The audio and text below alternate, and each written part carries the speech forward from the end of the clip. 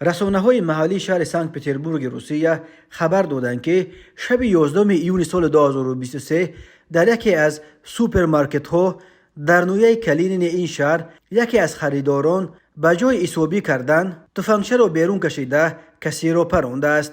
متاسفانه هم تیرانداز و هم جبر دیده هر دو از تاجیکستان بودند.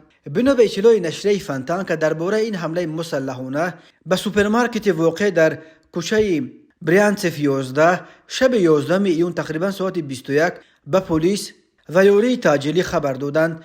در سروقه بریانتسف 11 سوپرمارکت شبکه سمیشاگوف جایگیر شده.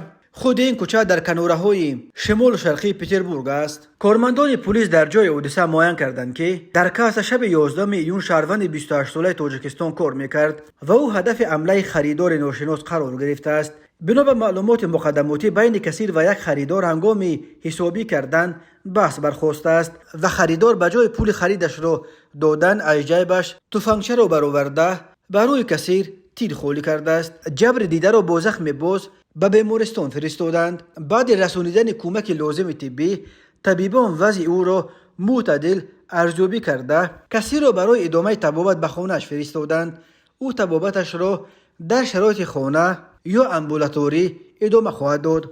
به پلیس میسر شده است که الکی بعد 3 ساعت نفر گمانبر در حمله به کسیر سوپرمارکت را در همان کوچه بریانتسف دستگیر کنند. معلوم می شود که او 23 سال داشته، نیز زاده تاجیکستان یعنی هموطن کسیر بوده است، ولی به فرق از جبر دیده که تمام اسناد و بود و باش کاریش در روسیه قانونی بود، تیرانداز با قانونهای مهاجرت روسیه نیز مشکلی داشته است.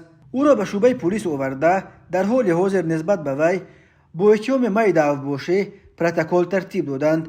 در این زمان مسئله افتتاح پرونده جنایتی به ضد این جوان تاجیک نیز در دست بررسی قرار داشته است. در پلیس گفتند که در هر صورت در پی این حمله اخیرش این جوان تاجیک حداقل جریمه و از روسیه اخراج خواهد شد.